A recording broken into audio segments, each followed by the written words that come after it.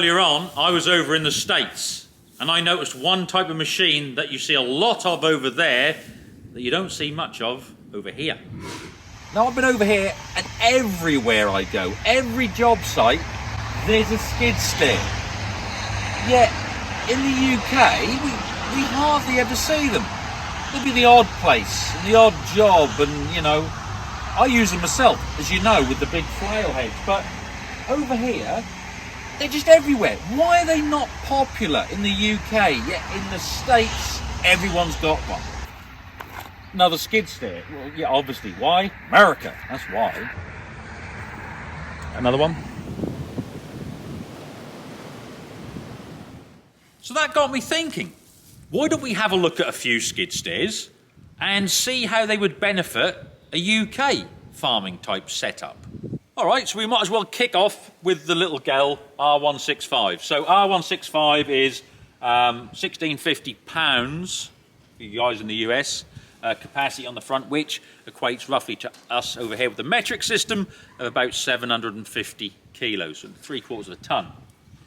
Now, this little model, say the R165, really does pack a punch, and it's made specifically really for the ag market because it's the smaller frame. So after this one, you go up to a larger frame.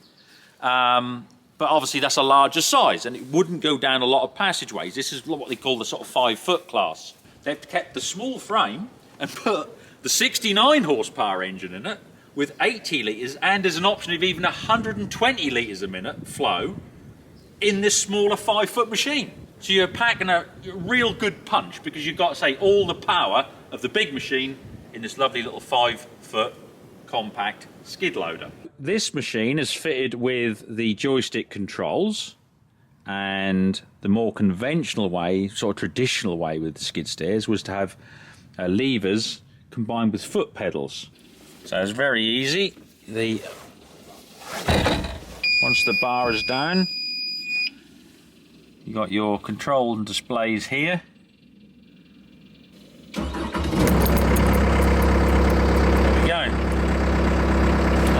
Button, it's now off, that'll move, and you're basically down to your levers. And this one is the travel, backwards, forwards, left and right. This one is your control for your front there. Just very conventional there. And then you've got your toggle there for your grapple. And then this one here, as I say, is just forward, left, right, and back. Simple as that. Pull this here, that swings up and swings away. All right, here's all the important stuff. So you've got your diesel here. Okay, that's where you fill your diesel. This side, you've got the oil filters. Now the oil filters on this is the engine one, that's the hydraulic one, and they're remotely mounted. They're not tucked right under the engine there, they're put up where you can actually get to them. Hydraulic tank level here, you've also got a sight gauge down there. You've got your engine oil dipstickers here, air filter is there, isolator there. Everything is accessible. Again, just those little things like that mean a big difference to when it comes to servicing these. Got a Yanmar engine, so again, you ain't going to get any problems there, spot on. And there's plenty of light when you're working on it, that's the other nice thing. Now, talking about things being designed by people who've had to work on them, and accessibility. When I was shown this Gehl, I wanted to just do obviously an overview for you to show you what it is, but I was actually blown away with how well thought out this machine really is. And what I mean by that is one of the biggest complaints in this day and age is everything's so technical, everything's so complicated, you have to have a technician out for even to change a fuse. Not so with this machine. Here's why. Just lift the boom up and put your safety strut in. Two 19mm spanners. All we do is push that up. It's on gang struts there. is a lock goes in. That's now locked in place. And now you can see everything through from the engine, the actual drive motors, and just under here, if you undo these two, are the pumps as well to do the booms.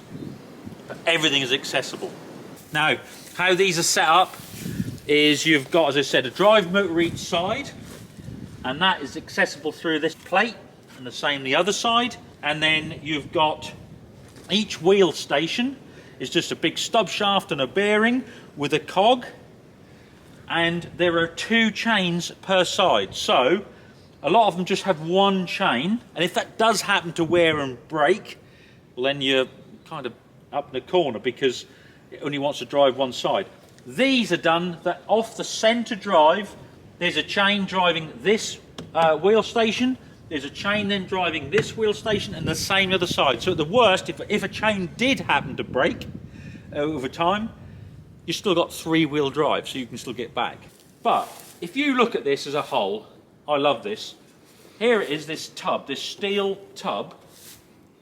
You've got your engine, your drive transmission, and your pumps. All in line and all accessible. This, as I said, is thought out by somebody that's had to work on these. The pipes aren't all on top of it. You haven't got to remove half the machine to get to one pipe. The pipes are in nice blocks where you can actually get, you know, a spanner or wrench onto them. You know, and you can miss one and go down to the, and you can still fit on. It isn't one squeezed up on top of the other where you've got to go through all of them to get to one. Everything is accessible. This is what sets this little Gehl away from its competition.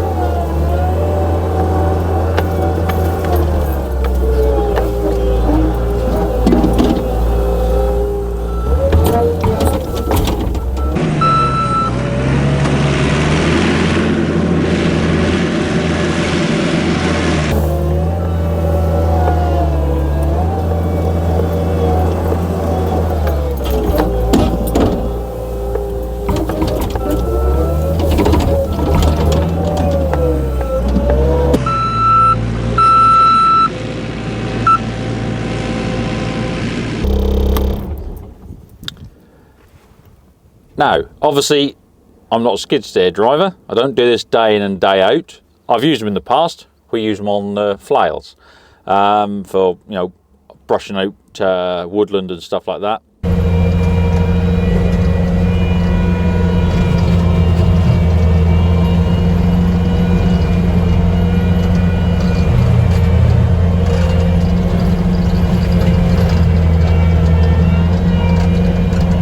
But they're very easy to operate and you get used to them quite quickly. Now I've just done this in probably under 10 minutes and you already just get that feel for it. And yeah, I mean, you can shift a large amount of gear with such a, what appears to be, small machine. And I think, you know, you get the idea of that. The cycle times, just how quick, you're not having to go back, then round, then back, and then round. You literally just dump it, spin and go.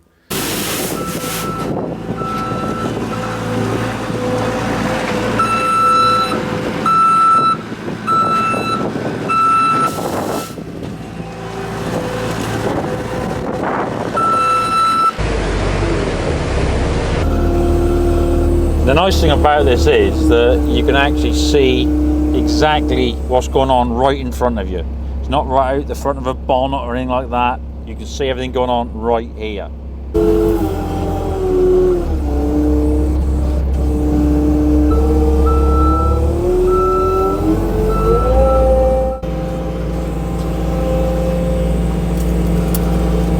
There we go, roll it back, pick it up. draw out. And then again, the nice thing is this, if you're tight in somewhere, you just go like that. You go away from whatever the obstacle is, you just go sideways. So easy. Also, if you're putting something in, again, just sideways, there you go, tight as you like. Now, normally, you'll stand there pushing and pulling these and they'll come out, but when you want to put them on, if there's a slight bit of pressure in here, you know the rest. Here's the thing with this type of valve block that Gehl use. Now you've got a third line return to tank, but within that valve block, they've got this. So all you do is rather than just push the coupling first, you push the whole thing, and that depressurizes it back to tank. We've now depressurized that line. Then you just simply do as you normally would, pull that, and away you go. Push the whole thing, depressurize it, and then out it comes. Now that, to me, is so simple, yet for years we've been trying to push them on, and we've been undoing couplings to let pressure off and turning them on and off and wiggling levers. All it does, as it says, is return to tank. Just by pushing the whole, this one here, the whole block goes back, releases the pressure, and then separately the actual collar goes back like you normally would. Just a two-part thing, but so simple, so effective. I will just show you that the belly plates underneath are also accessible for clearing stuff out if there's any debris underneath, or getting more access to everything along that transmission and pump system.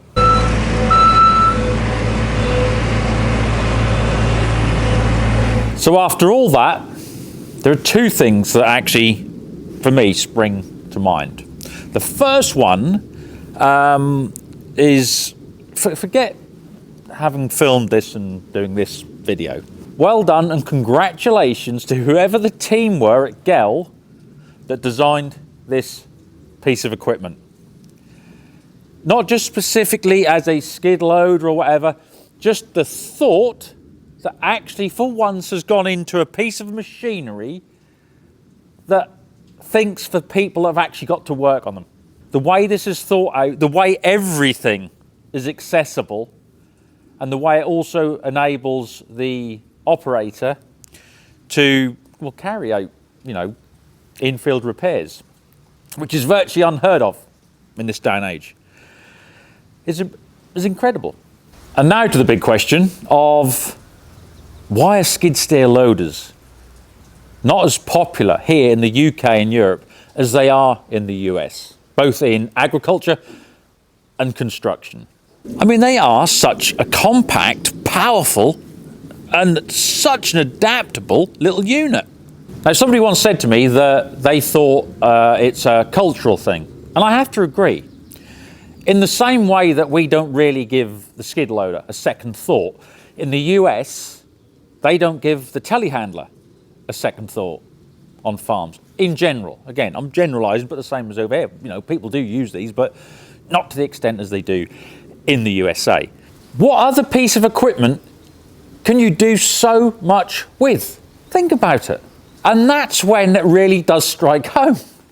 You know, why don't we use these more? And you think the attachments you can have, I mean, let's just go through a quick list. Buckets, grapples, forks, blades, stump grinders, chain trenchers, grader bars, grader boxes, post hole borers, post knockers, road planers, cutting wheels, brushes, flail heads, mowing heads, brash cutters. The list just goes on and on and on. One big question I know a lot of you will be saying, you know, well, how much does it all cost? Well, look, we'll go ballpark. Don't quote me. You know, I was just like a nice ballpark figure. Something like this in this sort of spec, you're looking around the mid-30s, right? So 35,000, something like that. Up or down depending on what spec you have. Personally, like I've said before, I'd have one with a front door on. And it is available, as I said. You know, they literally just bolt on and they plug in, so you've got your wiper and everything. So when you start comparing that to other pieces of equipment, it's not actually that bad. What do you get for that sort of money these days? This thing can pick bales off, cart them about, can load them, can dump them. It can run a straw bedder on the front if you wanted to. It can scrape out. It can load the muck and slurry. It can just, you know what I mean. I'm just talking about in a farming environment. So there we are. We've kicked off with the little Gehl, and what a machine, I have to say. And I do now want to look at other manufacturers, see what the offerings are out there, because I really do believe that skid steers have been overlooked in the UK for, well, forever, really. To the point, I'm even thinking, why haven't I got one? It would be so useful to have a skid loader like this for a variety of jobs. Now, this brings us nicely round to question time. So, if you were going to have a skid steer loader, would it be, as this one is, on wheels or on tracks? That's the question. Wheels or tracks? Put your answers in the old squid pit below, the old comment section. Let me know, if you had a skid steer loader, would you have it on wheels or tracks? So there we go. Like I said, I'm not telling everybody just to go out and buy a skid steer, but as much as I'd like to, because that's brilliant. As I said, it really has even got me thinking. But next time you're going to change it or update a piece of equipment, just think for a moment. Just think outside the box, because I don't think, as a country, the UK, I don't think we've ever really given the skid steer loader enough thought. Do we get one? Do that be good fun? They're a handy bit of kit on the dog. What do you reckon? Yes? Right then. She agrees. Until the next one. Do well.